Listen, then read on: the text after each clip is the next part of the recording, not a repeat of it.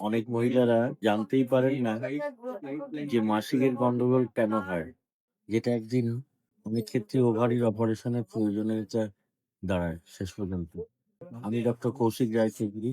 গত 25 বছরে প্রায় 38,000 রোগীর চিকিৎসা করেছি এবং এর মধ্যে অনেক মাসিকের গন্ডগোলের কেস পেয়েছি। দেখা গেছে ইউরোগাইনির কারণে মাসিকের গন্ডগোল হচ্ছে।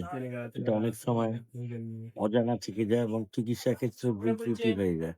এই ভিডিওতে আমি পরিষ্কার করে বলবো, মাসিক অনিয়মিত হওয়া কখন সাধারণ নয়। কোন অবস্থায় এটা ভবিষ্যতে ডিম্বাশয় বা ওভারিকে খারাপ করে দিতে পারে বা ড্যামেজ করে দিতে পারে এবং কিভাবে সঠিক সময় ধরা পড়লে এর সম্পূর্ণ সমাধান সম্ভব এ বিষয়ে আলোচনা করব। আজকে আমি এখন এই মুহূর্তে বসে আছি বেনারস এয়ারপোর্টে। কিছুটা সময় আপনাদের সঙ্গে আলাপ আলোচনা করে কাটাবো।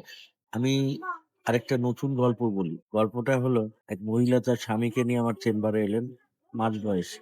তিনি বললেন, ডাক্তারবাবু, আমার মাসিকের গন্ডগোল হয়, কম বেশি হয়, সময় অসময় হয়, এখনো বুঝতে পারি না যে কিসের জন্য হচ্ছে। এটা খুব অসুবিধা হয়। কোনো পুজো পার্বণ থাকলে সেটাতে অসুবিধা হয়, তারপর ব্যক্তিগত জীবনের ব্যাপারে অসুবিধা হয়, কোনো কিছু নিয়ম মতো করতে পারি না। কেন হচ্ছে আপনার কাছে এলাম, আপনি সমাধান করুন। তা আমি তাকে প্রথমে রুটিন হিস্ট্রি নিতে লাগলো। রুটিন হিস্ট্রির মধ্যে যেমন মাসিক কবে হয়, লাস্ট কবে হয়েছে, কতদিন থাকে, ব্যথা হয় কিনা, পরিমাণ এগুলো জিজ্ঞাসা করলাম। তারপরে আমি জিজ্ঞাসা করলাম, আচ্ছা আপনার পেচ্ছাপ কেমন হয়, বারে বারে হয় কি, পায়খানা কেমন হয়, পরিষ্কার হয় কি, সাদা স্রাব হয় কি। তো এইসব প্রশ্ন শুনে ভদ্রমহিলা বোধহয় একটু আপত্তি করতে লাগলেন।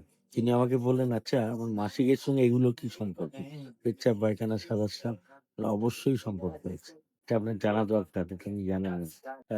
উনি জানালেন যে পেচ্ছাপ তো ওনার ঘন ঘন হয়, পায়খানা পরিষ্কার হয় না, সাদা স্রাব প্রায় রোজই হয়। আমি বললাম যে আপনার কি নর্মাল ডেলিভারি হয়েছিল? বলে হ্যাঁ, আমার নর্মাল ডেলিভারি হয়েছিল। তারপর আমি জিজ্ঞাসা করলাম, আপনি কি বাড়িতে ভারী কাজ করেন, জলের বালতি তোলা, কাপড় কাচা, কল পাম্প করবেন? হ্যাঁ, এগুলো সবই আমি করতে হয়, সংসারের লোকজন নেই, উপায় নেই, ইচ্ছা করো সেরকম ভাবে নেই। ভদ্রমহিলা আবার জিজ্ঞাসা করলেন, আচ্ছা ডাক্তার কিছু মনে করবেন না, এগুলো প্রশ্ন কি প্রয়োজন? আমি তো এর আগে অনেক ডাক্তারের কাছে গেছি, তারা তো সব জিজ্ঞাসা করেননি। তারা মাসিকের গন্ডগোল শুনে ওষুধ দিতেন, কিছুদিন ভালো থাকছে, আবার যে কেসেই হয়ে যেত। আচ্ছা, ওইটাতেই তো আসল রহস্য।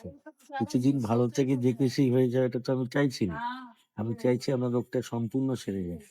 এই জন্য এই প্রশ্ন। একটু যদি খুলে বলেন। এবার তাকে খুলে আমি অবশ্যই বলেছিলাম, একটা ছবি এঁকেও দেখিয়েছিলাম এবং কি দেখিয়েছিলাম সেটা আপনাদের আগে দেখাই।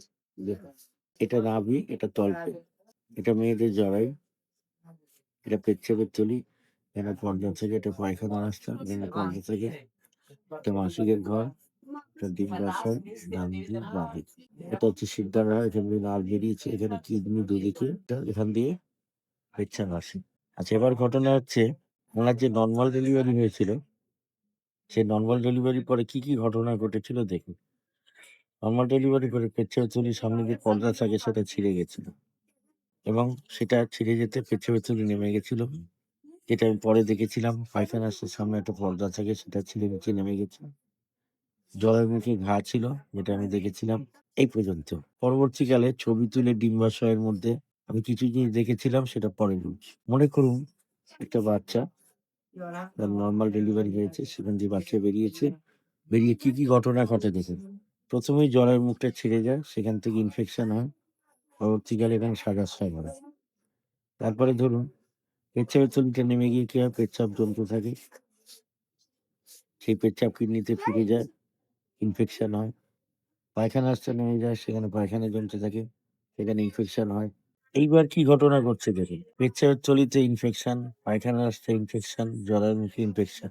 এই 3 ইনফেকশন মিলে পেলভিক ক্যাভিটি মানে হাড়ের গর্তের মধ্যে একটা পরিস্থিতি তৈরি করে, তাকে বলে পিআইডি, মানে পেলভিক ইনফ্লামেশন হচ্ছে। সেই পিআইডির জন্য কি হয়, এই ডিম্বাশয়ে যে ফাংশন, এটা কি ফাংশন, ডিম বেরোনো ফাংশন, ডিম বেরোনোর আগে ইস্ট্রোজেন হরমোন বেরোয়, ডিম বেরোনোর পর প্রজেস্টেরন হরমোন বেরোয় এবং এই দুটো হরমোন মেয়েদের শরীরে হরমোনের ব্যালেন্স মেনটেন করে। এবার কি হচ্ছে, যখনই ডিম্বাশয়ের ডিম বেরোনো বন্ধ হয়ে যাচ্ছে ইনফেকশনের কারণে, তখন ইস্ট্রোজেন হরমোন হাই হয়ে যাচ্ছে, প্রোজেস্টেরন ডাউন হয়ে যাচ্ছে, হরমোন ব্যালেন্স নষ্ট হচ্ছে। এবং এবার কি হচ্ছে, এই কারণে ডিম শরীরে জমে যাচ্ছে, মানে ডিম ওভারিতে জমে যাচ্ছে, ডিম আর বেরোচ্ছে না।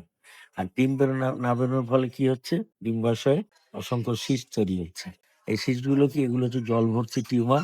ডিম এরম থাকে, ডিম বেরিয়ে গেলে পরিষ্কার পড়ে থাকে, কিন্তু এখানে দেখা যাচ্ছে ডিমের ঘরে জল জমছে। এবং এই জল যাওয়ার ফলে এটা সিস্ট বা জলভর্তি টিউমার হচ্ছে এবং এরকম অসংখ্য সিস্ট দুদিকে ভর্তি হয়ে যাচ্ছে। এটাকে বলে অ্যাকচুয়ালি পলিসিস্টিক ওভারি নয়, যাই হোক পলিসিস্টিকের মতো ফিচার। মানে ডিম রয়েছে যেগুলো খারাপ ডিম, যার মধ্যে জল রয়েছে। এইবার কি হয়, এর থেকে কি বিপদ হতে পারে? এই ডিমগুলো কোনো এক সময় এই সিস্ট গুলো বড় হয়ে গিয়ে এখান থেকে বড় ধরনের টিউমার হতে পারে ওভারিতে এবং তার থেকে খারাপ রোগ হতে পারে। কি রোগ আপনি নিশ্চয়ই বুঝতে পারছেন কার কথা বলছি। তার পরবর্তীকালে দেখা গেল ডিম্বাশয় এরকম সিস্ট হতে, হতে তার বাচ্চা হয় বন্ধ হয়ে যায়। কারণ কেন বাচ্চা হওয়া বন্ধ হলো?